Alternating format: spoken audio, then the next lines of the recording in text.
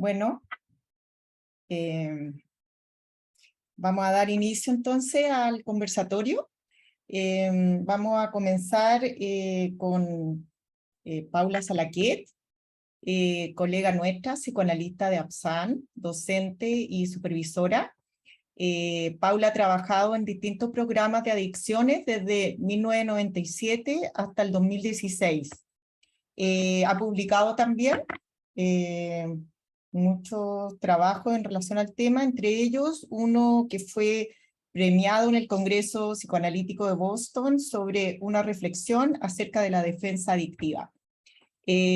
Bueno, Paula, te dejamos la palabra. Sí, Gisela, ya. Buenas tardes, noches. Gracias por estar aquí y compartir con nosotras el análisis de esta película hoy día. Voy a dividir mi análisis en tres partes. La primera parte la denominaré Vida Nueva y Marginación. La segunda parte estará centrada en la defensa adictiva, las mentiras y el silenciamiento. Y la última parte la denominaré Religión y Salvación. Vida Nueva y Marginación. La película comienza cuando la puerta queda abierta y entra un misionero de la iglesia de la Vida Nueva a casa de Charlie, nuestro protagonista. Un retorno de la posibilidad de abrir la puerta a un duelo clausurado, encerrado, con la entrada de un joven como el que Charlie amó. El cuarto de Alan en la casa de Charlie está cerrado con llave. Esta no es la única puerta abierta, también el pajarito al que alimenta a Charlie representa que la función de alimentación y cuidado de otros aún sigue existiendo precariamente. Thomas, el misionero, tendrá un destino diferente al de Alan, porque es aceptado su pecado y puede volver con su familia. Thomas, un adicto a la marihuana, que su familia manda a rehabilitarse peregrinando para entregar el mensaje de vida nueva, pero que roba y huye. Así es como, suponiendo que no lo recibirán en su casa nuevamente, Thomas llega al pueblo donde vive Charlie. Ese destino de volver con su familia fue el que Alan, el novio de Charlie, no tuvo. Para Alan, su vida nueva junto a Charlie terminó en el suicidio por la depresión y culpa asociada a ser quien era. Un homosexual que por serlo fue marginado de la vida familiar y social que representaba esa religión. Un cáncer que Alan no pudo quitárselo, dice Liz, quien cuida de Charlie desde que su hermano Alan muere. La Iglesia Nueva Vida propone también la negación del duelo. Tú eres joven, le dice Liz a Thomas. ¿No te preocupa que estemos en el final de los tiempos? Thomas le responde que cuando llegue Jesucristo todo será hermoso. Vida nueva, comenzar todo de nuevo negando lo perdido, pasar por encima del final de los tiempos y de la muerte. Lo que Charlie hizo fue cerrar el duelo, es decir, el cerrar el dolor. Pero como los duelos siempre abren los anteriores, este duelo no se podrá elaborar a menos que vuelva sobre la separación con su hija. Una separación tipo corte, borrón y cuenta nueva, vida nueva. Vida nueva entonces representa un duelo en el que no se recuerda, se olvida, se abandona. Charlie está representado por una ballena blanca, blanca como un fantasma que recuerda a los muertos vivos y recuerda esos duelos complicados en los que no se está ni vivo ni muerto, duelos detenidos. Te enterraré un cuchillo, le dice Lisa a Charlie. ¿Qué me va a hacer si mis órganos internos están casi muertos?, responde. Charlie, que se disculpa por siempre estar muriendo, se encuentra aislado, oculto de las pantallas y de la vida en el mundo, marginado, encerrado en su casa, en su mundo interior y en su cuerpo. El aislamiento en que vive su precaria vida luego de la muerte de su novio, la obesidad con su capa de grasa aislante que inmoviliza todos los procesos emocionales. Las ballenas no tienen emociones, comenta en ese ensayo que lee durante varias veces diferentes para tranquilizarse, mientras el dolor por su insuficiencia cardíaca irrumpe justo cuando está viendo a una pareja homosexual en su pantalla.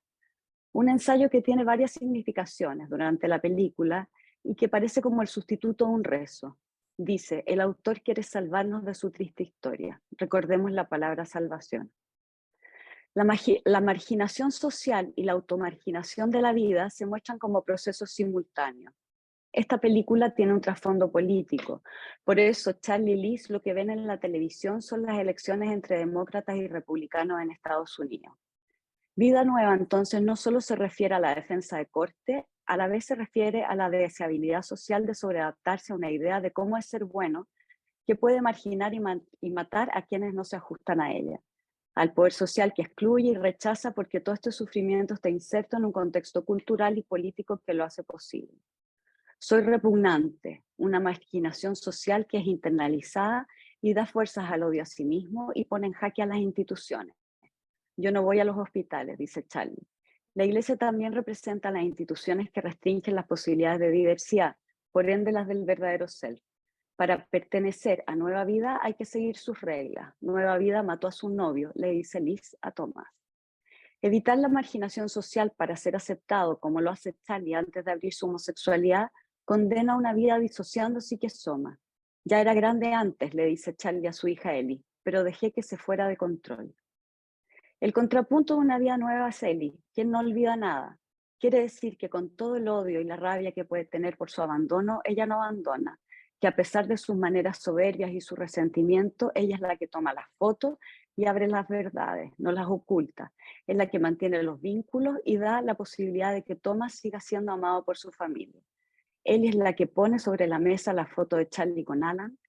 Charlie se emociona cuando ella escribe en su cuaderno 3 párrafos, entre ellos odio a todo el mundo, pero se da cuenta que en realidad eso que escribe es un poema. Charlie no quiere que Ellie salga del sistema, no quiere que se automargine de la escuela. Ella también tiene internalizada la homofobia. ¿Significa que voy a engordar? Le pregunta la primera vez que ve a Charlie. Le dice, Whitman es en realidad solo un maricón del siglo XIX. La defensa adictiva, la mentira y el silenciamiento. Para Charlie, la comida antes de la muerte de su novio era algo que, aunque en exceso ya, lo vinculaba todavía a otros. Mary, su ex señora, se lo recuerda diciéndole que extraña de él la cocina.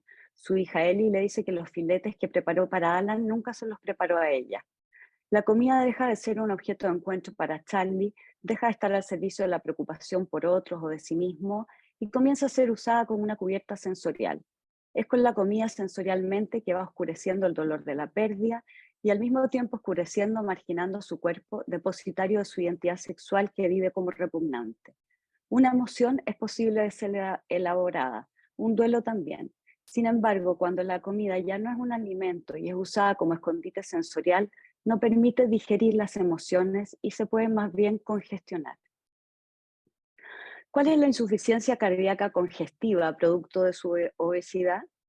En esto no estamos aludiendo a una teoría psicoanalítica psicosomática, sino más bien al recurso a lo simbólico de un corazón que falla debido al aislamiento, corazón que simboliza los afectos.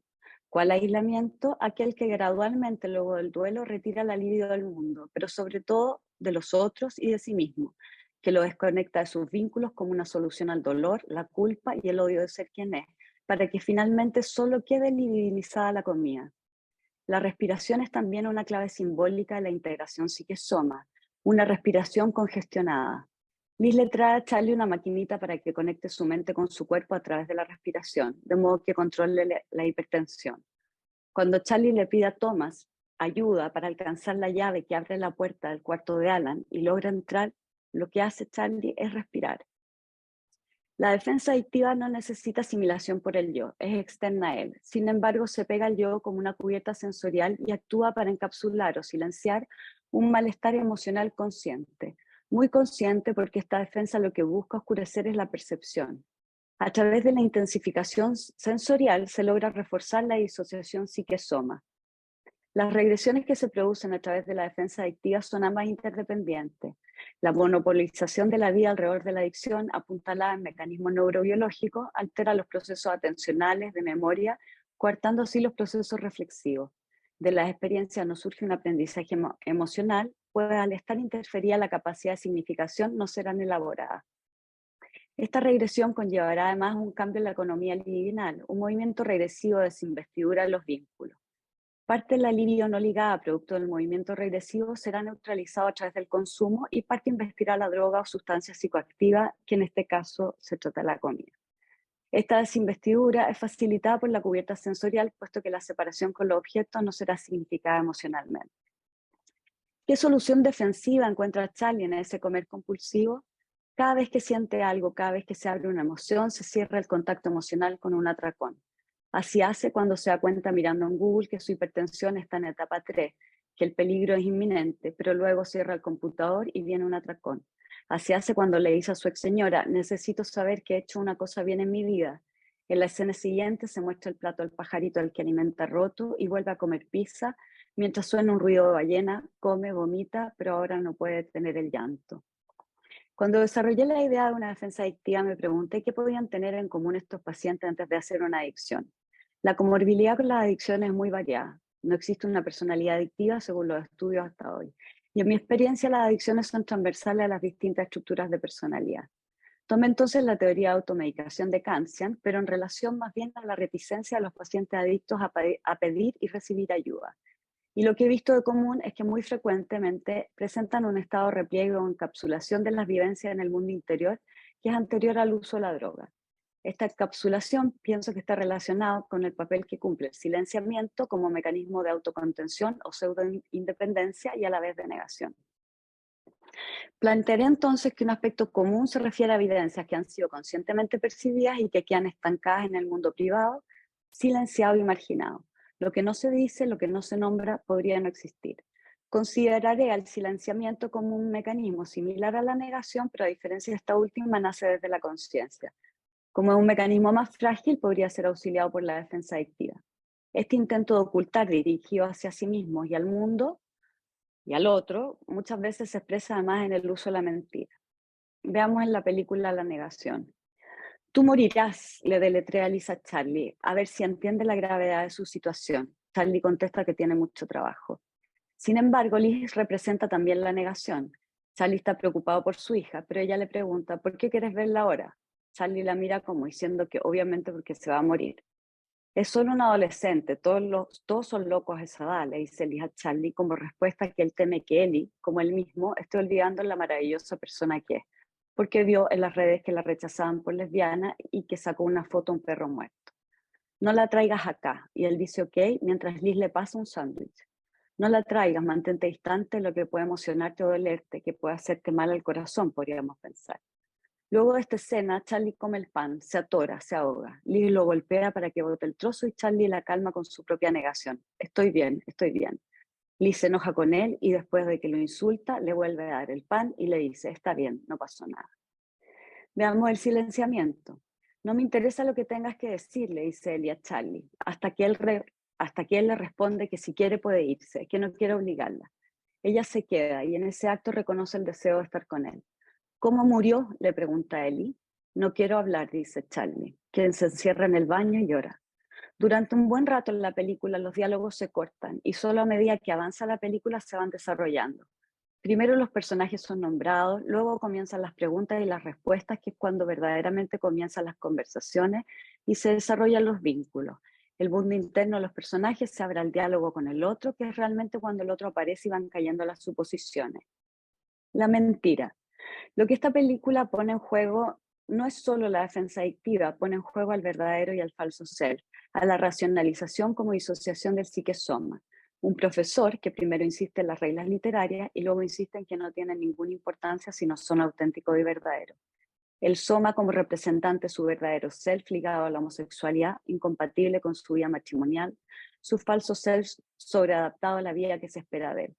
Por otro lado, en su estilo, Charlie quiere retomar la relación con su hija como si no lo hubiera abandonado, algo que Ellie no permite. Su abandono le produjo rabia, su forma de intentar retomar la relación le produce rabia.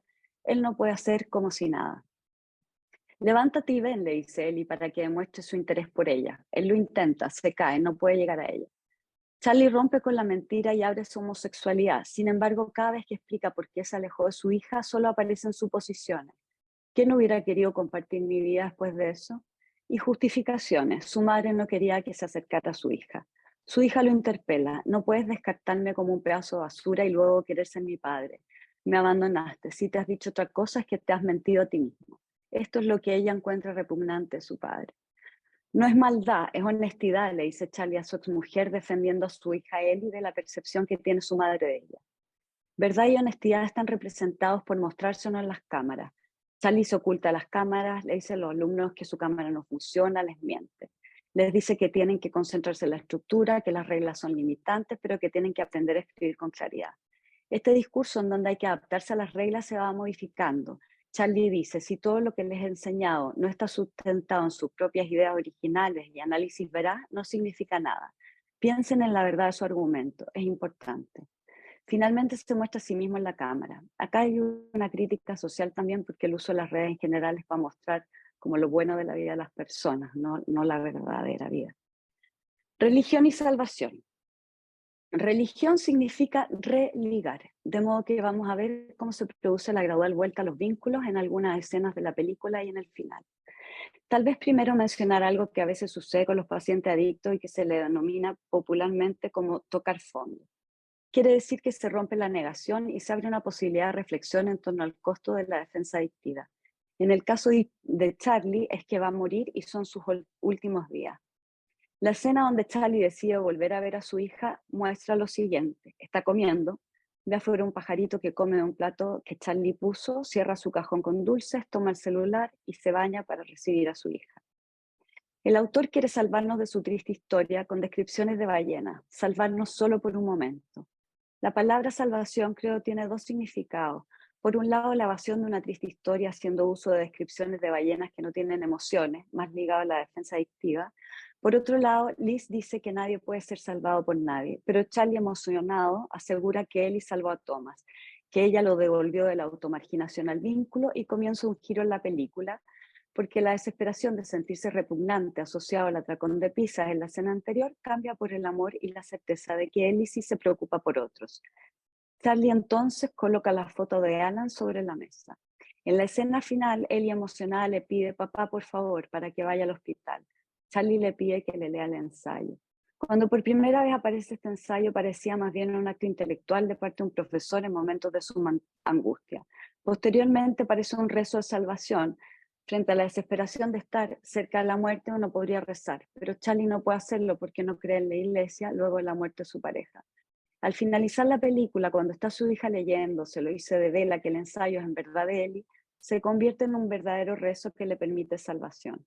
Charlie se levanta mientras Ellie lee el ensayo y logra llegar caminando a ella. Le pide perdón por abandonarla, le dice que no lo merecía, que es lo mejor que ha hecho. Entonces se ilumina la imagen de Charlie y su cuerpo se hace liviano. Se libera el espíritu del cuerpo. Así como Thomas no tendrá el mismo destino de Alan, porque puede volver con su familia, Ellie no tendrá el mismo destino que Charlie cuando se da cuenta de que verdaderamente le importa a su padre.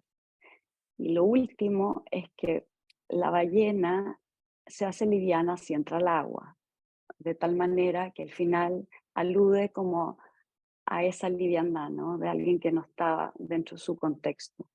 Eso, gracias.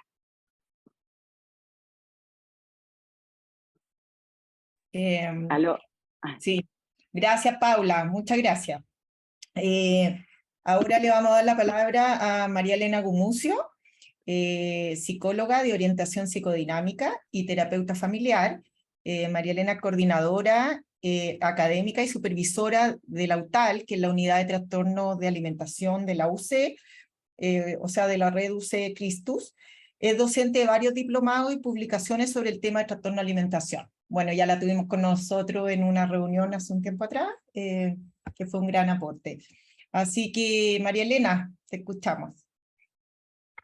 Bueno, gracias Paula, súper interesante y bonito además el análisis de la película. Yo me voy a ir un poco también por mi línea, yo trabajo en trastorno de alimentación y entonces me voy a ir por ese lado en el análisis, ¿ya?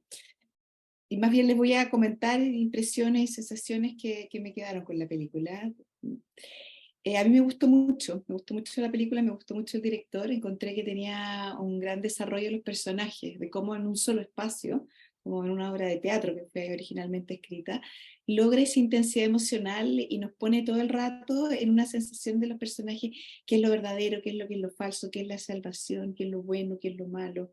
Y me impactó también cómo logra generarnos del primer comienzo esta sensación, por ejemplo, con Charlie, de que da simultáneamente repugnancia, asco, y al mismo tiempo nos despierta ternura, compasión, una historia como muy, muy triste. Y lo primero que me surgió con la película es que creo que nos pone sobre el tapete hoy día para discutir, siendo todos clínicos, un diagnóstico que es probablemente de los más nuevos en salud mental, que es el trastorno por atracón, ¿ya? La obesidad es un diagnóstico nutricional y el trastorno por atracón es un diagnóstico psiquiátrico que recién se incorporó al DSM-5 el 2014. Entonces, en general, en las escuelas de psiquiatría y psicología no está incorporado. Los clínicos no lo diagnostican bien. Y tiene una prevalencia de un 3 a 4% de la población mundial. Y después de la pandemia ha sido impresionante cómo ha incrementado, bueno, todos los trastornos de alimentación, pero especialmente el trastorno de alimentación. Las nutricionistas y nutriólogas plantean que para el año 2030, o sea, vamos a estar casi con la mitad de la población del planeta con sobrepeso, con obesidad. Y mucho de esto tiene que ver con el trastorno por atracón que no está diagnosticado. Tenemos un montón de pacientes que están en terapia y que, como no sabemos de este diagnóstico, tienen sobrepeso, no hablan de los atracones, no hablan de la angustia que tienen de este tipo. El trastorno en general de alimentación requiere interrogatorios muy específicos y muy directos hacia los pacientes, porque si no, no se pillan, porque son síntomas egosintónicos. Entonces, es interesante ver cómo Charlie nos muestra, pero así de libro, y nos permite como conectarnos con la vivencia de lo que es vivir un trastorno por atracón. En general no hay bulimia porque no hay conducta compensatoria, no hay purga, no hay vómito, no hay uso de laxantes. El vómito que vemos en Charlie, por ejemplo, cuando se come todas las pizzas, más bien por rebalse, porque ya el cuerpo no puede más. Y si les cuento así cortito, primero lo que hice el DSM-5, para tenerlo presente y después explicárselo un poco más cómo lo vemos desde la clínica, las personas que trabajan mucho con alimentación. Vamos a ir más a la película. Lo central del trastorno por atracón es que es comer mucho más rápido de lo normal hasta sentirse incómodamente lleno, comer grandes cantidades de alimentos cuando no hay sensación de hambre física, les voy a leer los 5 síntomas, comer solo por estar avergonzado, angustiado, sentirse disgustado, avergonzado, deprimido o culpable después de comer en exceso, y que esto ocurra una vez a la semana al menos por 3 meses.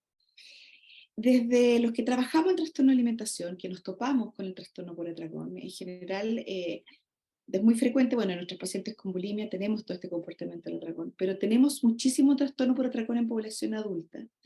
Si pensamos que hay un hambre relacional, ¿no es cierto?, de vínculos más cercanos y satisfactorios, una dificultad en el proceso de la capacidad de regulación emocional, para que el trastorno de alimentación es entendido de esa manera, ¿no es cierto?, que es de regulación emocional es importante por la capacidad de metabolizar, de mentalizar, de elaborar los contenidos y los dolores de la vida. Vamos a mirar qué pasa específicamente en el trastorno por atracón. Por ejemplo, lo central es la pérdida de control, ¿no es cierto?, la ingesta compulsiva. Esta pérdida de control puede ser antes de empezar a comer, o puede desarrollarse a medida que los pacientes empiezan a comer. Vemos en este caso súper evidentemente, por ejemplo, el atracón más grande que vemos en el caso de cuando se come las 4 pizzas, vemos primero que se fue de la casa, primero la hija, Ellie, lo durmió. Después de eso llega la ex señora Mary y le dice ciertas cosas. Después sale Liz de la escena, frustrada y decepcionada porque él sí tenía la plata para poder tratarse y no lo había dicho. Y después, para remate, va a sacar sus pizzas y se topa con que el de Gambino's Pizza lo está mirando, lo observa, lo ve. Y después de eso vemos cómo él entra en una situación que pasa en los pacientes con el trastorno por atracón, que entra en una pérdida de control, en que tienen una inquietud psicomotora, se van moviendo y eso va generando cada vez más ansiedad y más angustia. Y hay una ingesta compulsiva, ¿no es cierto?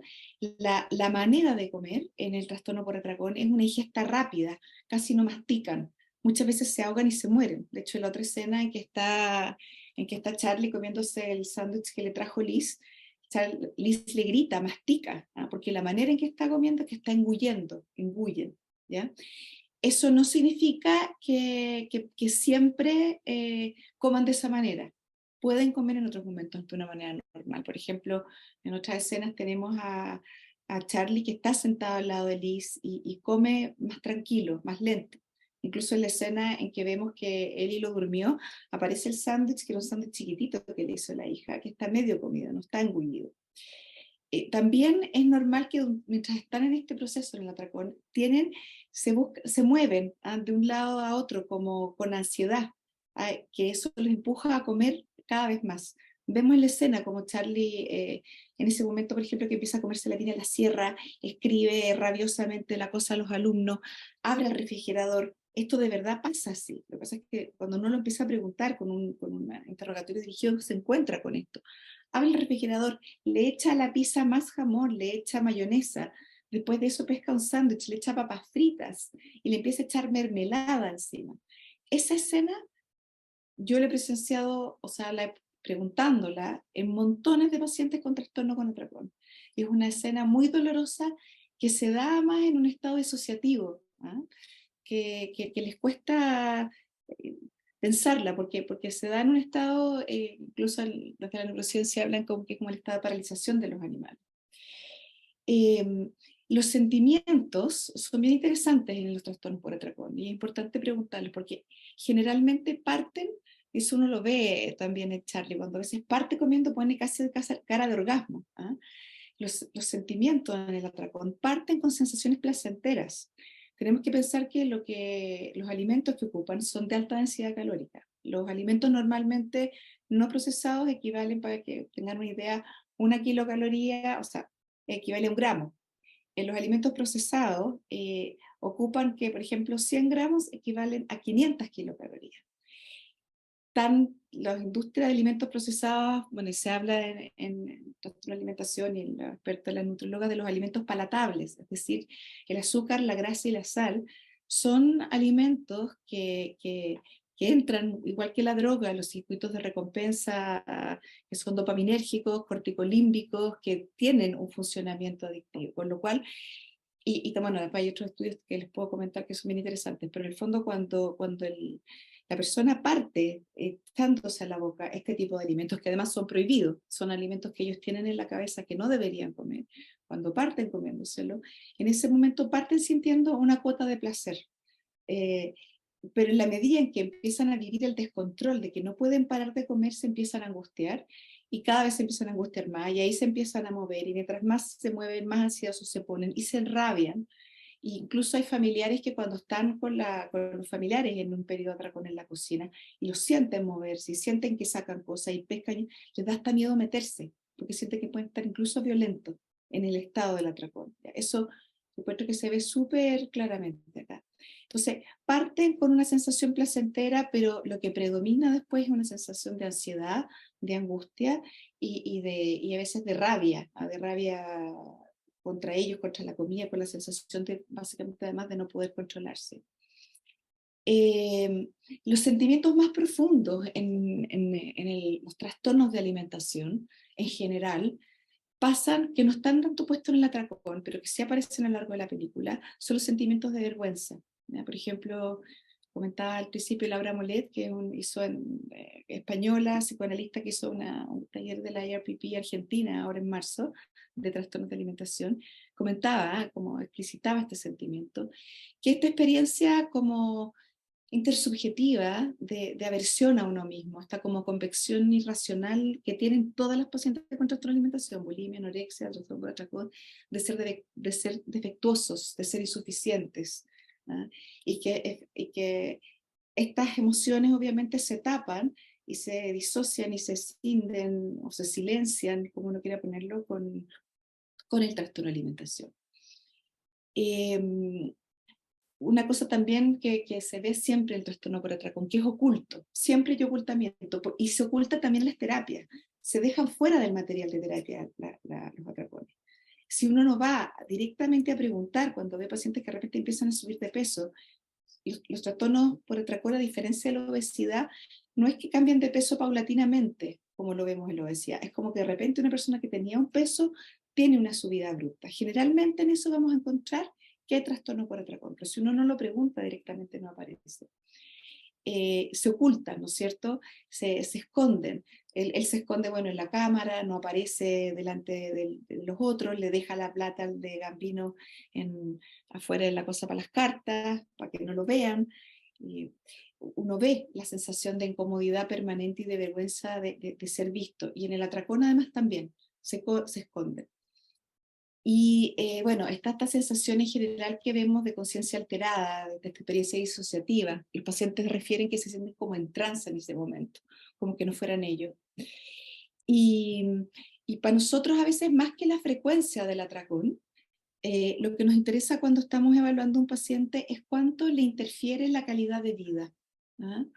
El atracón puede durar, en general duran en promedio 2 horas, y en general tienen esta vivencia de algo bien oculto, ¿ah? Y que queda como fuera de la mente, queda no pensado, queda disociado, escindido. Y eso pasa en general en el trastorno de alimentación, no solamente en el trastorno del atracón. Nosotros en el equipo, cuando la gente nos dice, cuando tengo adicción a comer, adicción a la comida, nosotros más bien le planteamos que eso es un tema súper controversial. Hay montones de papers de si es adicción, no es adicción, pero les voy a contar un poco cómo lo veo yo, cómo lo trabajamos en el equipo en la UTAR, en la Católica.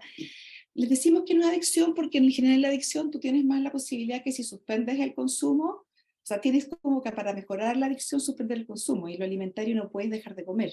¿Ah? Lo alimentario no es como dejar de tomar alcohol o suspender una droga. Entonces, básicamente nos centramos en que hay un descontrol alimentario, más que una adicción, que también los sitúa a los pacientes como en la posibilidad de poder hacer algo. Y también desde un punto de vista más neurobiológico, durante el atracón efectivamente hay procesos neurobiológicos, o sea, se activa el sistema dopaminérgico, el sistema nervioso central, el sistema de recompensa, especialmente con estas comidas que les estoy diciendo que los mercados, Nestlé y todas las grandes industrias saben de esto y los propician, ¿no es cierto? Buscan generar estas sensaciones de circuitos de recompensa para que la gente siga comiendo. En el atracón mismo sí, hay sistemas de recompensa, hay dopamina, corticolímbico y todo eso, pero en general se ha visto que en el tema del apetito, como los sistemas o sea, como todo el proceso de todo lo que ocurre es mucho más complejo que solamente la adicción. O sea, incluso en el tema del comer, hay cambios metabólicos que son previos al comer que no pasan por el sistema nervioso central. Por ejemplo, incluso ratitas les han sacado el cerebro, las descerebran, y les ponen fructosa y tienen conductas adictivas que se mueren y están sin sistema nervioso central. O sea, no activaron un sistema de recompensa. Pareciera ser que hay en lo alimentario que comprometen circuitos muy complejos, que van mucho más allá incluso de los que se ven específicamente en lo adictivo.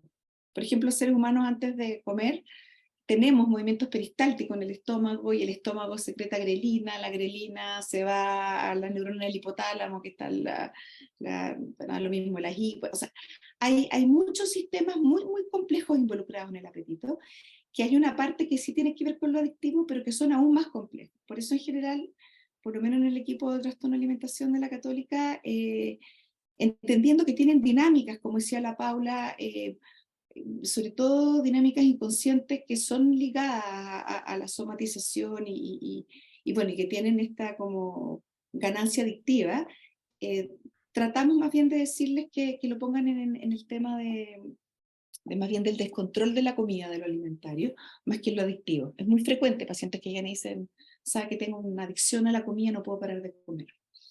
Eso no me quiero extender mucho. No sé cuánto rato llevo, pero a ver, centrándome un poco en el tratamiento, los focos que en general ocupamos para tratar el trastorno por atracón, primero tiene que ver con entender que hay un hambre relacional, o sea, todas las personas que tienen un trastorno de alimentación tienen una dificultad de mentalización, de identificar emociones, de modularlas, de expresarlas, no han podido integrar, no han podido metabolizar, no han podido masticar los procesos vitales. Y muchas veces, efectivamente, como en el caso de Charlie, que tenemos el duelo de la hija, el duelo de la pareja, Alan parece que también murió sin comer, dejó de comer, ¿no? No es raro en trastornos de alimentación en anorexia encontrar esta mezcla, por ejemplo Santa Catalina de Siena, que hay como una mezcla entre lo espiritual y dejar de comer, como que si dejo de comer, dejo de estar en la carne y paso a estar en el espíritu, ¿ah? Que era el dilema ético de Alan probablemente, y Charlie en el otro contexto se pone a comer, ¿no es cierto? pero es un comer que tiene que ver con bloquear y con el cual no puede simbolizar, no puede elaborar, no mastica, y lo vemos en esta tragedia que sí ocurre en los trastornos de alimentación, en que las personas quedan en este lugar en que realmente no entienden todo lo que se han comido, no logran integrar, no logran elaborar todo lo que se han comido emocionalmente. Entonces, en general, la terapia va, por una parte, a lograr integrar, identificar, acompañar, metabolizar, masticar los procesos del mundo interno y los procesos emocionales, y también la acompañamos de otras medidas que van destinadas a lograr el autocontrol, específicamente en el tema de la comida, de cómo los pacientes tienen que, un 70% de los pacientes con trastorno con atracón se mejoran con terapia, con psicoterapia, solamente con psicoterapia, sin necesidad de fármaco. O sea, el trastorno por atracón es mucho más agradecido a veces incluso que la anorexia y la bulimia. Es de menor complejidad para los que trabajamos en trastorno de alimentación. Porque si en el fondo logramos darles estrategias de mindfulness, de concentración, de DBT, conductuales, que puedan aprender cómo manejar el tema conductual, pero eso tiene que ir acompañado, y lo central es el proceso emocional terapéutico de acompañar al paciente en la elaboración de todo aquello que se ha comido y que no ha podido integrar, ¿no es cierto? Y en ese sentido, esta posibilidad de trabajar con ellos en la parte emocional, terapéutica, vincular, relacional, intersubjetiva, y acompañarlos en un proceso que es súper importante, que tiene que ver con toda la revinculación con ellos mismos y también con su entorno. O sea, no existimos si no somos vistos por otros. Vivimos en vínculo, existimos en vínculo. Y esto, y los trastornos de alimentación en general, disocian, desvinculan, digregan, van en otra línea, que lo hablé la otra vez en la otra, eso da otra explicación, que fue la reunión anterior que tuvimos.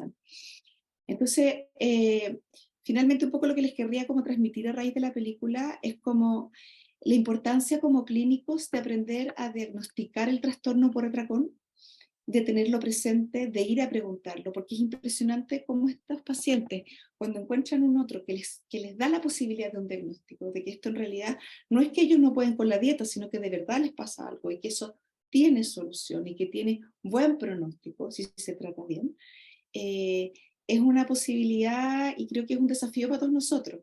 El trastorno por atracón se diagnostica demasiado poco. El 30% de los pacientes que llegan a cirugía bariátrica en Chile tienen trastorno por atracón. Y muchas veces hay que partir cuando están en sobrepeso, el índice de masa corporal de Charlie es como de 50. En Chile no llegamos, tuvimos solamente una paciente que pesaba como 200 kilos, que estaba encerrada en un departamento. Mi marido tenía una yegua para poder moverla de un piso a otro. Pero en general los pacientes en Chile no llegan a niveles de índice de masa corporal de obesidad tan alto. Pero sí hay herramientas, o sea, hay cirugía bariátrica, hay estrategias cognitivo-conductuales, hay grupos de apoyo, pero todo eso tiene que ir acompañado, sí o sí, de un proceso de elaboración y de integración, de entender cómo el trastorno por atracón, o en general el trastorno por alimentación, es una forma de una pseudo-regulación, de un intento de regulación emocional que surge desde un trauma relacional no elaborado. Entonces, tenemos que trabajar el trauma relacional no elaborado. No basta la cirugía bariátrica, no basta el grupo de mindfulness, tenemos que integrar. Y en eso los terapeutas y los que estamos acá tenemos un rol súper importante en ayudar y en ampliar el diagnóstico y el acompañamiento de nuestros pacientes en este proceso. Eso. Muchas gracias, María Elena, súper interesante también. Bueno, damos la bienvenida a Margarita Scota, de Rosario, psicoanalista, psicóloga integrante del equipo de tratamiento y cirugía bariátrica del Sanatorio Británico de Rosario, Argentina, autora de varios libros, entre ellos Conversaciones con el equipo en tiempos pandémicos de obesidad y COVID, en el 2021, y colaboradora con escritos de obesidad y cultura en el periódico Rosario 12.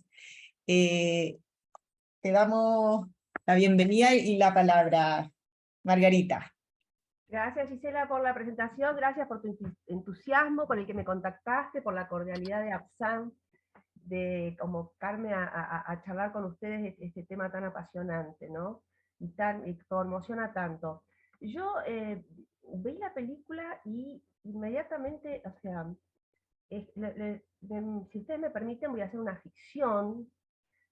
Digamos, voy a tomar al personaje, a Charlie, como si fuera un paciente. Voy a tomar la ficción cinematográfica como algo que me cuenta un paciente, como los tantos pacientes que llegan al centro de cirugía bariátrica y empiezan el circuito por todo el equipo. Hay algo, digamos que en la película, como algo que yo había interrumpido y que me hizo como, y esto, digamos, porque la gran pregunta es, ¿por qué alguien entra en esta pendiente de destrozo absoluto de su vida? O sea, ¿qué tragedia psíquica hubo acá en Charlie? ¿Cómo explicamos esto? ¿Qué pasó acá? O sea, a mí me llamó la atención cuando aparece este amor que él había tenido con el muchacho, que él le quiere como contar a la hija, ¿no? Y la hija dice, sí, con aquel pendejo. Entonces, y él dice, bueno, no, era un alumno de él. Él dice, bueno, no era tan jovencito, era de turno noche, un poco más grande. O sea, y él, es que yo, porque ella le pregunta, ¿por qué empezaste a comer así? Y esa escena me impactó, le dice, bueno, es que perdí a alguien muy especial. Y entonces, yo ahí quedé, digamos, yo si fuera mi paciente, yo digo, ¿qué haría yo con Charlie como paciente? A mí me impactó eso, porque creo que ahí hay un nudo. Él quería hablar de eso y no había escuchado. Por supuesto, no se puede pretender que la hija le entienda una cuestión sexual erótica, para los hijos insoportable, el erotismo y la sexualidad de los padres, y él quiere ahí que no, porque es como un bebotón, ¿no? Que la hija no. Y yo pensé que ahí está el nudo. Para mí el nudo de la catástrofe que vive este hombre, porque por un lado dice, tenía recursos, uno parece lo que decimos recursos simbólicos, tenía, ¿qué es esto? ¿Qué pasó acá? ¿Cómo explico como psicoanalista lo que pasó acá? Porque yo tengo que entender, primero tengo que armar una pregunta sincera de algo que no se entiende para nadie, yo creo que es este punto. ¿Por qué a partir de ese amor que él vivió, de ese enamoramiento, ¿no? Y la muerte del joven, es decir, la ausencia del otro del amor, yo creo que hay algo, vivir el amor, ese enamoramiento tan que ha sido, digamos, que despertó lo sexual, el erotismo, además, ella en un momento dice, cuando ella lo quiere como tratar de cierta cosa perversa y degradada, ¿no? Era un joven chico y él dice, no, conversábamos mucho, claro, era el alumno, el profesor, esa disimetría, ¿no? Esos enamoramientos, eh, digamos, donde uno puede pensar esos enamoramientos en la vida de alguien que pueden ser fantásticos, que son divinos, ¿sí? Que pueden ser fantásticos, pero pueden ser la gran catástrofe, ¿no? Esos herramientas de las cuales la gente se defiende mucho. ¿No? ¿Qué hubo en ese amor, en la ausencia de ese amor, en ese modo que él se enamoró? Creo que está la clave para entender por qué este hombre, a partir de esa ausencia, entra en una forma de comer, una bulimia rara, como decían, ¿no? Las colegas, porque no podemos decir bulimia, porque una bulimia que tiene en la primera fase no llega a síntoma bulímico, por supuesto acá no hay síntomas, no tiene, incorpora, engulle. Yo creo que con el esfuerzo de armarse un cuerpo, de sentir un cuerpo, yo creo que ahí está el tema del sentir. Ese comer imparable entra en una repetición de episodios bulímicos raros, porque no tiene la segunda de la fase, digamos, no expulsa, todo lo retiene, todo lo incorpora, como voy haciéndose ese cuerpo, que él pierde en la ausencia del otro del amor. Pierde la forma de su cuerpo, pierde la forma humana de su cuerpo. Acá esto está ahí, de trabajo interesante, ¿no? Estamos en estos grados de velocidad tan severas, en el borde de la humanidad y la deshumanización. Por eso nos causa horror. Para mí la película es horrorosa, es excelente, el director hace una intervención en la cultura de nuestro tiempo, el director de cine extraordinario. La mirada del director va haciendo un relato que es extraordinario. Porque para la sociedad yankee, ellos tienen muchos de estos casos tan severos de obesidad, no sé cómo está, quisiera leer un poco más, indagar, que sea, qué reacción hay, porque es impresionante. El actor excelente, todos los actores son excelentes, pero la película es insoportable. Yo no tenía ganas de volver a verla. Cuando me dijeron, vamos a hacer una selección de imagen de media hora. No. O sea, no. Me generó un rechazo. Entonces no. O sea, de nuevo ahí, como decía Rogelio, ¿no? En ese clima asfixiante del hábito diario de este hombre, digamos, que no para de comer. ¿Qué es ese impulso, que no es pulsión? Y acá ya voy pensando analíticamente porque yo tengo que decidir. Yo acá como analista tengo que tomar una decisión. ¿Cómo lo voy a tratar? Es decir, ¿qué cosas voy a tomar? ¿A qué cosas lo voy a orientar a hablar? Porque yo voy a conducir la cura. ¿Por dónde? Porque este hombre tiene un tiempo de vida que es la bomba de tiempo, dicen los médicos. Llega mucho al equipo, los cirujanos dicen, bueno, está bien, vos te dirás, vas a cirugía bariátrica, otra no hay, pero vos te tenés que preparar la cirugía y tenés que llegar a la cirugía, tenés que bajar 40 kilos para que no te pueda operar. Pero dale, vamos, o sea, vamos, bueno, tenemos que ir con todo el equipo, ¿no? Yo pensaba, ¿qué posición tomo? ¿Qué decido? El analista tiene que tomar una decisión. ¿De qué va a hablar? ¿De qué le voy a dejar que hable? ¿Qué voy a impulsar que hable? ¿Qué voy a propiciar que hable? Y hay ciertas cosas que no, porque va a querer hablar para ponerme como espectadora de su obscenidad. La película tiene eso, ¿no? Te pone mirando lo obsceno de un cuerpo, digamos, lo que no se puede mostrar. ¿No? La cotidianidad de esta persona no puede ser mostrada, el director te la muestra. Y te va por día. Vive el lunes así, vive el martes así, vive el miércoles, la dimensión del hábito. Esa dimensión en la cual trabajan sobre todo las nutricionistas, tienen que hacer malabares en la dimensión del hábito, cuando dice cambio de hábito. La dimensión de hábito primero es arrasadora en todo. Tiene una dimensión paradojal. Y a la vez, si no tenemos hábitos, enloquecemos. Pero los hábitos son arrasadores. Y acá está. Eso es lo ahogante. El director te lo pone en el plano del hábito. Ahí, digamos, es brillante el tipo. Yo tomo esta decisión con Charlie. Yo le diría, Charlie, mira, han venido muchos pacientes que se desploman llorando, los escucho un poco y le digo, escúchame una cosa, contame esa historia de amor. Contame la historia de amor con el pendejo. Voy a ir más allá de la moral de la familia, que enseguida sanciona, se sienten abandonadas por eso. Digamos, la moral familiar, voy a dejar de costado a la familia, muchas veces siento que tengo que dejarla porque no llegamos a poder ayudar al paciente con la batería psicoanalítica a constituir lo que no está constituido psíquicamente. Porque tenemos que constituir territorio psíquico, instancias psíquicas y funciones psíquicas, porque no están constituidas. Esta es la gravedad psíquica de Charlie. Lo cual, ¿cómo lo explicamos? Porque podemos decir recursos simbólicos, tiene un montón Charlie. Quiero a ver si puedo decir algo más de esto. Entonces, a ver, la moral familiar, y no, porque la felicidad es una enfermedad en la familia de la familia, es una enfermedad de la familia. La mujer le dice, me dejaste por un hombre. Fue terrible, por un hombre encima la deja. Si hubiera sido por otra mina, por ahí no. Sí, digamos, yo le diría, Charlie, contame esa historia de amor. ¿Cómo fue? ¿Cómo se conocieron? Porque vos con ese tipo viviste algo, porque ahí hubo realmente la emergencia de lo sexual, del erotismo, él vive su sexualidad, hay creación de libido, hay libido ahí, en ese encuentro amoroso, es ese enamoramiento que nos acerca mucho al objeto.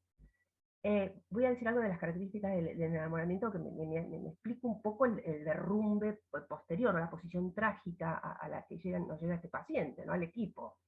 Le diría, hablame de esa historia de amor, contámela. Y yo le pondría cuerpo, le pondría el espacio imaginario, cual él no lo tiene.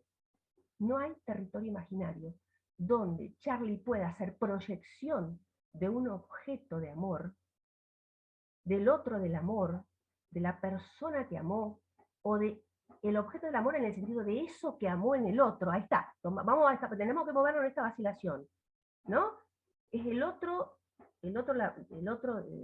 su elección amorosa como objeto,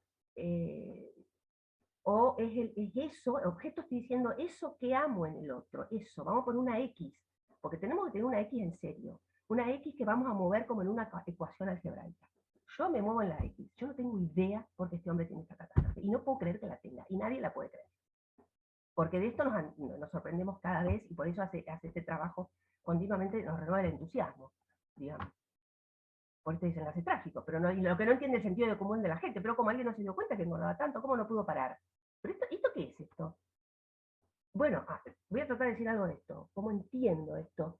Yo lo haría, le diría, contame esa historia de amor, lo alentaría, ustedes vos la pasaste bomba, y ustedes han sentido, ¿cómo fue? Porque eso fue regroso, pero lo alentaría, le diría, ¿qué pasaste con lo que vivieron? Lo viviste, lo sentiste, ¿no? Yo creo que Charlie, yo hago esta apuesta como psicoanalista, porque el psicoanalista es una apuesta, y más con este paciente que tiene el tiempo de vida, se muere en cualquier momento, ¿no? Llegan pacientes así que los médicos dicen es una bomba de tiempo. Y en este momento que estoy hablando me viene un paciente que se nos murió, no, el tiempo se murió. Yo cuando me enteré, no me digas que se murió. ¿Pero qué? Y bueno, ¿cómo se murió? ¿De qué? Como yo sorprendida. ¿Pero qué? Explotó con lo cardíaco, o sea, no llegamos. Los demoramos, estuvo demorado, bueno, quizás muy fuerte. Lo demoramos nosotros, ¿cómo es? Lo demoró la obra social. No sé, bueno, es una bomba de tiempo. O sea, sabiendo esa bomba de tiempo, él va a querer mostrarme la obscenidad del faldón, te quiere mostrar los faldones, te levantan la ropa y te dice, mira la panza. No, digo, no, yo le diría, no, mira, yo espectadora de eso, no, eso le habla con la nutri, le habla con los médicos. Me va a querer contar lo que come, porque quieren, como una cosa confesional. Y me como las 4 pizzas, después le pongo la mayonesa, le quieren. Esa cosa a mí me da asco, yo sigo lo que siento como efecto de la transferencia del eco de la palabra en mi cuerpo. No, para mí no me hagas ver eso. ¿No? Eso lo hablas con la Nutri, vas a ver la Nutri. Eso es lo nutricional, el modo de comer con la Nutri.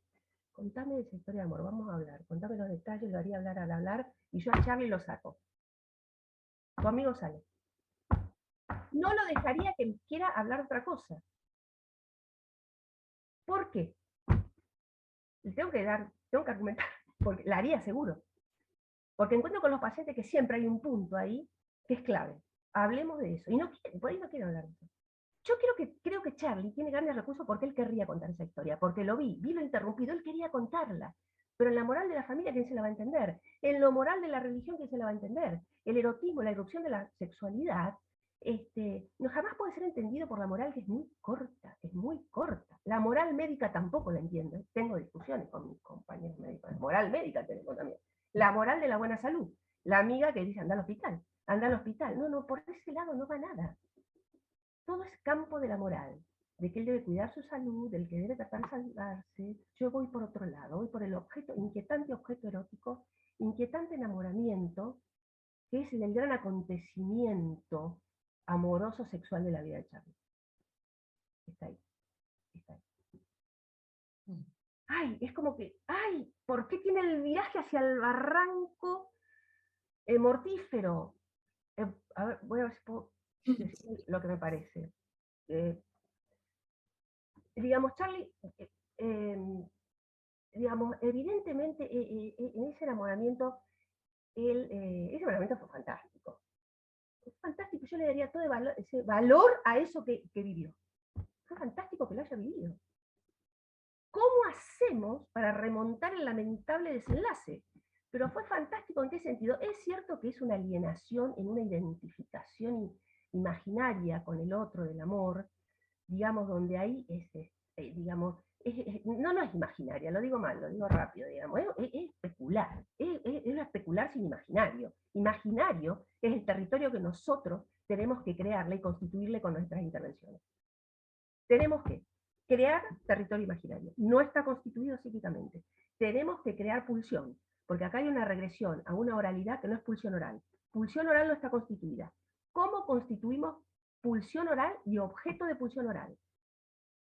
¿Cómo constituimos esto en un amor que evidentemente fue tan fascinante porque él, en la mirada de aquel muchacho, él se encuentra en una imagen de sí mismo, evidentemente como siendo amado, de un modo, y ahí no tenemos, la verdad que no tengo discurso de Charlie todavía de las huellas de sus marcas históricas, pero bueno, quién sabe qué imagen de él como siendo amado, de qué modo él reencuentra y se enamora, estos dos se aman pasionalmente, a mí ese erotismo me atrae, me gusta, me interesa la historia de amor, digamos, sido fantástica, por supuesto, el grupo religioso lo condena, todo, la familia lo condena por todos lados, pero es fantástico, porque el erotismo y la sexualidad emergente sigue siendo un escándalo, por eso Freud es absolutamente actual, totalmente actual, porque parece que hemos avanzado en la sociedad, ¿no? Está mucho más abierta, tenemos más cintura con el erotismo,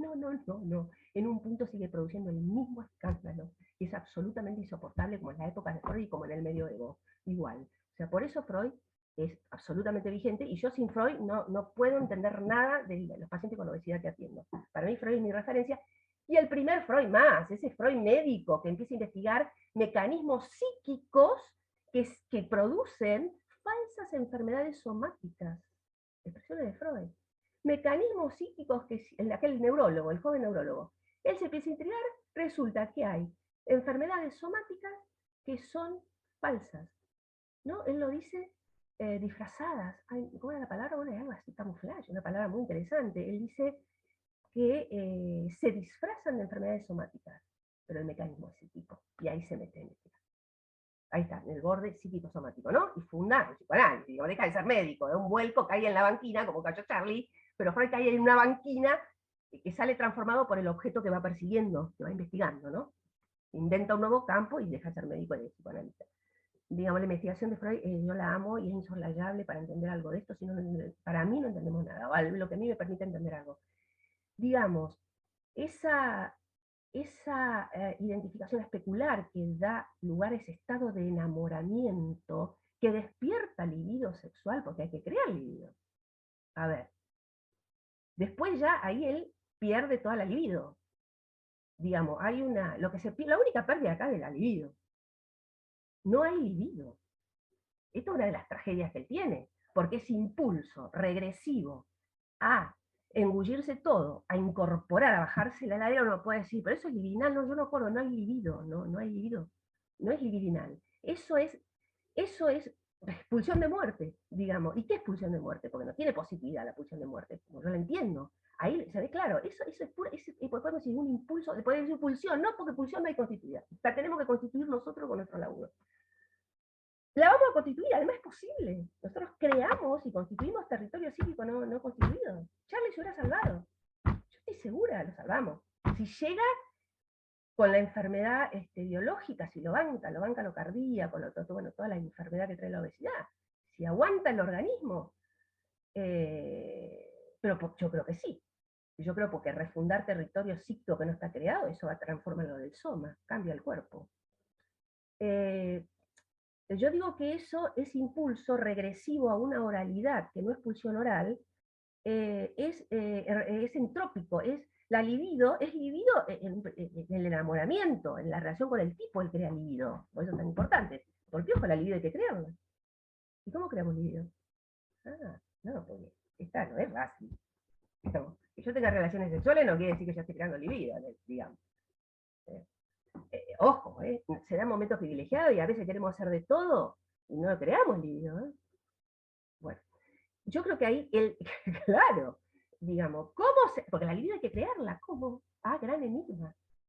Porque si no tengo libido, ese impulso regresivo es justamente resta de libido, es deslibidinización, es entrópico, va quemando libido, va destruyendo libido. Y como uno dice, pero para, ¿cómo es libido que no es libido? Sí, es libido que va dejando de ser libido, cada vez más regresivamente hacia una oralidad donde no hay separación con el objeto. Por eso no hay pulsión.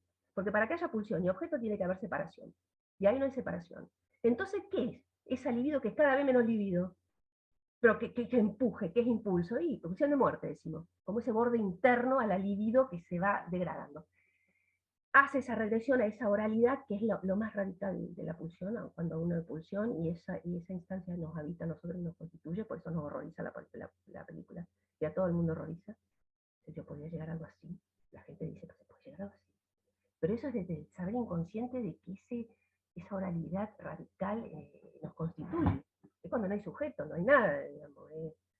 Es una pura necesidad y llega el auxilio ajeno que te enchufa la mamadera, la leche, digamos, te calma la necesidad. Pero ahí no hay sujeto, no hay nada, no hay separación de nada ahí, en un punto constitutivo. Él hace esa regresión, esa oralidad, miércoles, digamos. Yo creo que el problema él tropieza, cuando tropieza con la ausencia del otro del amor. Yo creo que acá no hay duelo. Yo no hablaría de duelo para nada. Creo que podemos discutir bastante. Interesante discutir. Yo no menciono el duelo porque este paciente ni entró en un duelo. Ni está re lejos del duelo. Nada, acá no hay duelo. Acá hay una hemorragia libidinal que le impide hacer cualquier movimiento de investiduras sobre objetos. No, acá no hay duelo a ver, ¿por qué digo que no hay duelo? Porque él tropieza con la ausencia y ante esa ausencia del otro le hace una melancolía. Acá hay melancolía, esa extraña afección tan compleja que siempre nos la morfamos.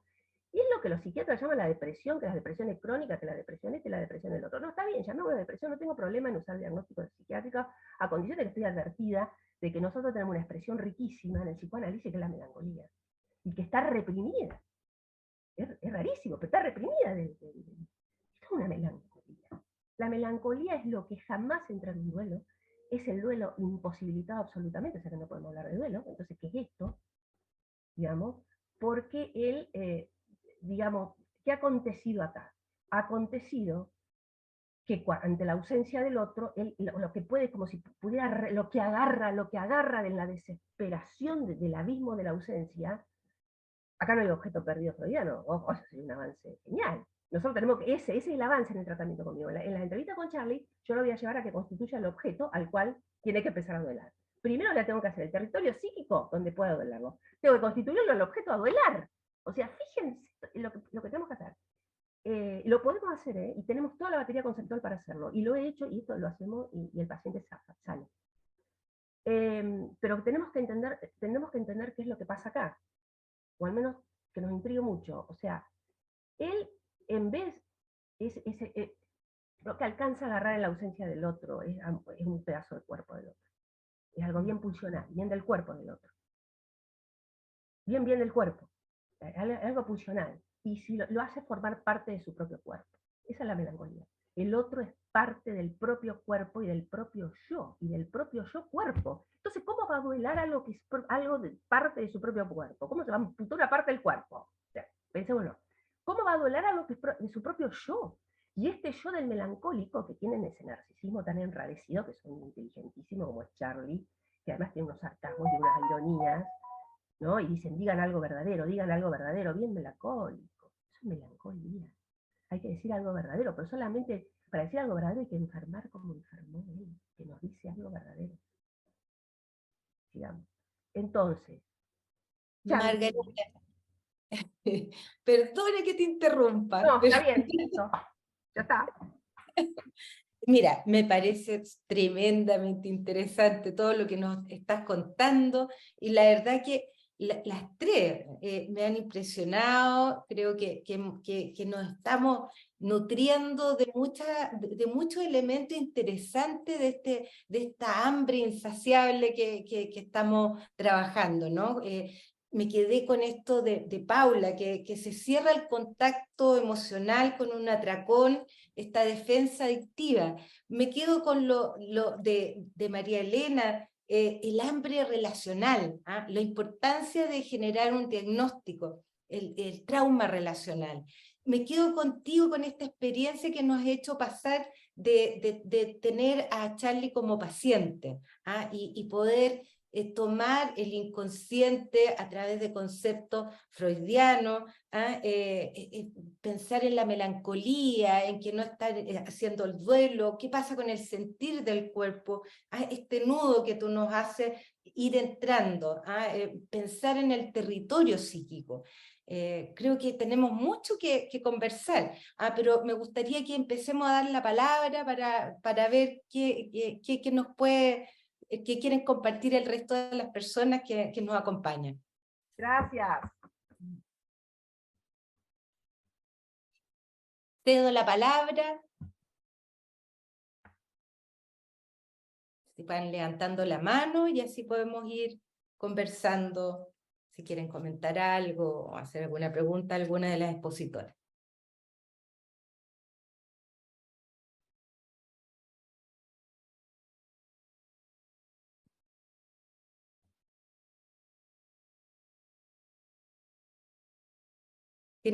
Pueden abrir directamente los micrófonos para las personas que quieran participar,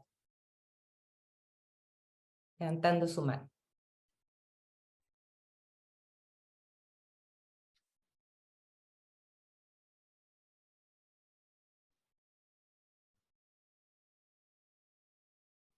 ¿Cómo que se llama?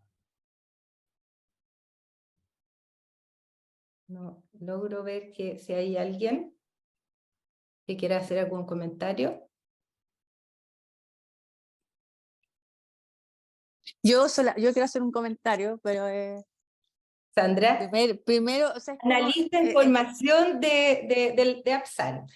ya, bueno, pero como, qué buena jornada, primero que nada, porque me hicieron pasar por todas, ¿no? Por los pedazos de la película. Yo no vi la película, pero lo leí argumentos, qué sé yo, pero los pedacitos que mostró, las escenas, Rogelio, están, o sea, el paciente entero.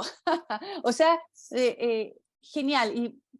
Y pasé por el odio, por la rabia, por el llanto, por todo, ¿no? Tremendo.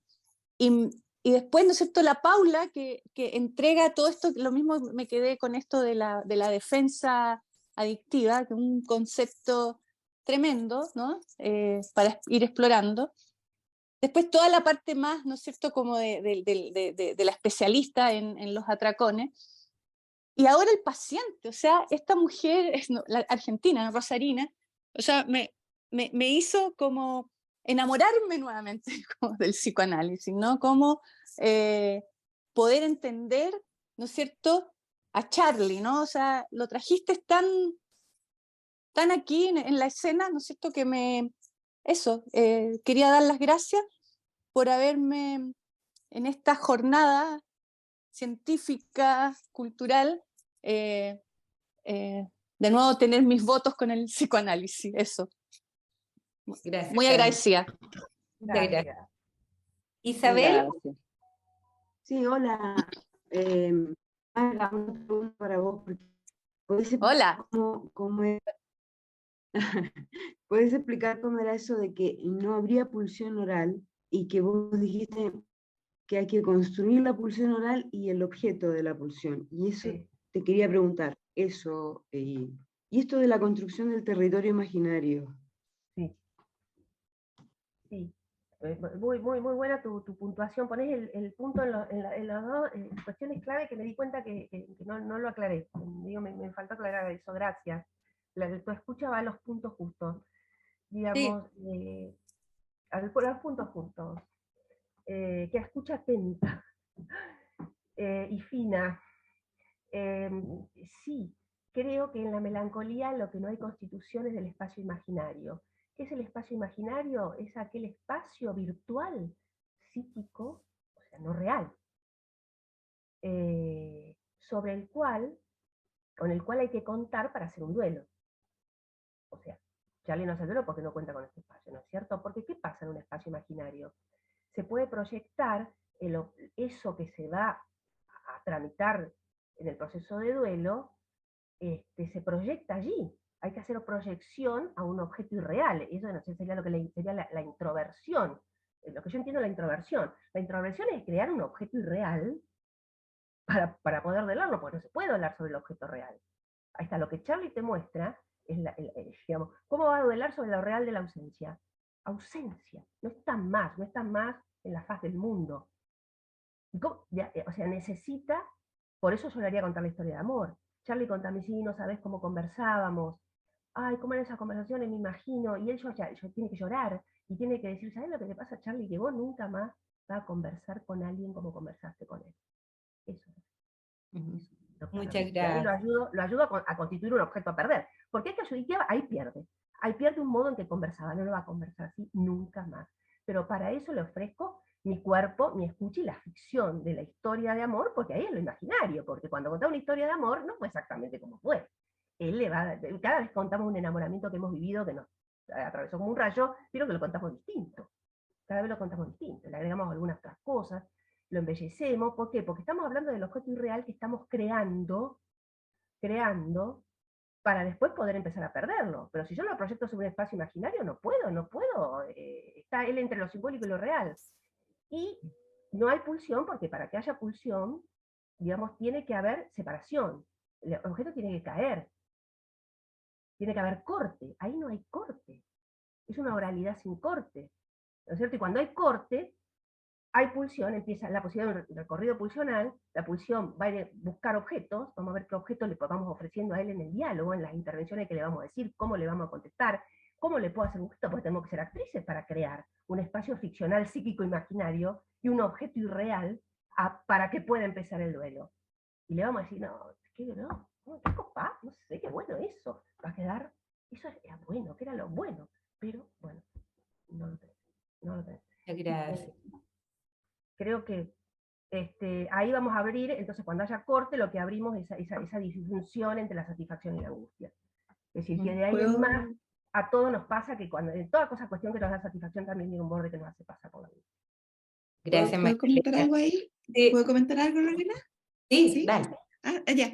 No, en general lo que uno ve cuando las personas que trabajamos con trastorno de alimentación, no solamente en el trastorno por atracón que les contaba, que este diagnóstico que se separó recién ahora en el 2014, estamos siempre puestos en esta dificultad de que hay que crear este territorio imaginario. Efectivamente no tenemos un objeto de pulsión, porque desde como lo entendemos nosotros mezclando cosas, porque ha habido un proceso de una falla en el proceso como de la mutualidad intersubjetiva que permite llegar a poder construir un objeto. Entonces, este espacio del territorio imaginario, de poder entrar en la pérdida de la decepción con la hija, de lo que le pasa con Charlie, como de cómo encontrar pulsión, ¿no es cierto? Como, yo creo que es un trabajo súper delicado y súper importante que nos pone en un lugar difícil a los terapeutas que trabajamos con trastornos de alimentación y en general con las enfermedades del espectro somatomorfo, en que les cuesta tanto esta dificultad, o sea, que tienen esta dificultad de poder acceder a eso. Y yo concuerdo con eso, o sea, el vómito, el atracón, la purga y la anorexia también se instalan como cortes, como lo que decía la Paula también de la defensa adictiva, que se frena y bueno, desde la perspectiva que funcionamos nosotros, que es más de la neurociencia, como una manera de regulación, o sea, que la persona usa esta manera como de regulación, que es un corte, que es el no poder acceder a eso, que no se accede a un duelo porque no hay ni siquiera objeto para duelar, ¿no es cierto? Claro. Es previo. Entonces, esto que estamos conversando, como sí se aplica y es parte del desafío terapéutico que tenemos todos los que trabajamos con pacientes somáticos en general. Entonces, que eso quería comentar. María Elena, pero lo Yo, hacemos. Lo hacemos, es lo que eh, hacemos. Lo hacemos y lo hacemos bien y lo hacemos y funciona. Lo hacemos en el diálogo con el paciente, sabiendo sobre qué queremos que hable, sobre qué es posible que parte de su historia pueda crear una ficción. sí, Un relato contado. interesante. Pero, ¿saben qué? Estamos llegando a 2 horas con el Zoom. Entonces, la verdad es que por honor al tiempo vamos a tener que ir cerrando. Me gustaría escuchar a Paula para poder ir cerrando y Ok. van a quedar muchas preguntas. Probablemente no vamos a necesitar otra reunión, pero por el momento vamos a ir cerrando. Paula. Ya, sí, no, solo como acotar algunas cosas que me parece que tal vez es importante precisar.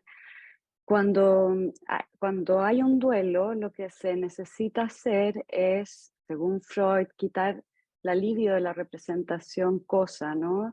Y lograr una o sea, esa desinvestidura se logra en la medida en que la representación interna se puede mantener y se puede investir.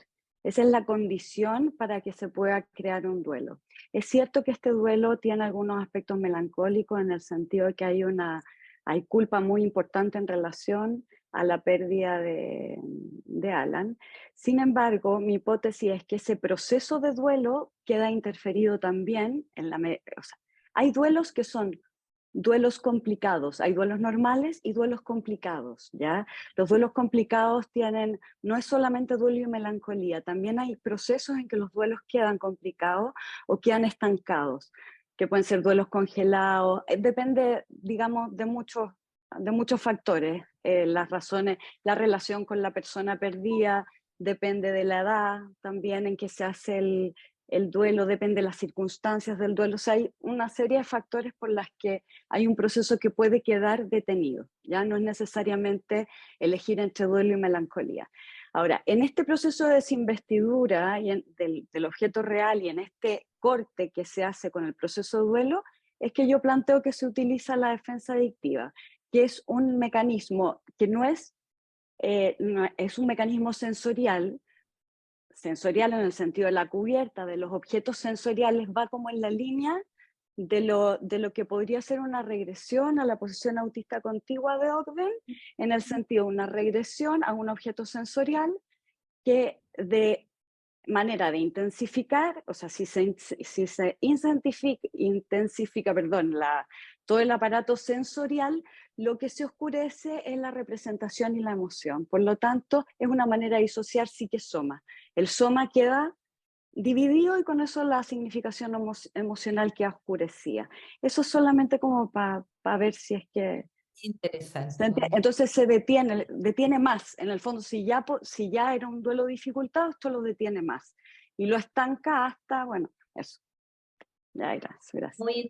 La verdad que los aportes de las tres son significativos y esto da para mucho. Ojalá que podamos seguir conversando y dialogando en otra oportunidad. Les agradecemos sinceramente a Rogelio por habernos dado estas nítidas escenas que nos permitieron todo este trabajo. Así que muchas gracias. Será para la próxima oportunidad. Gracias a ustedes. Gracias. Gracias, Chao, Rogelio. gracias. Buenísima No. selección. Gracias. Chao. Muchas gracias. Chao, chao. Chao.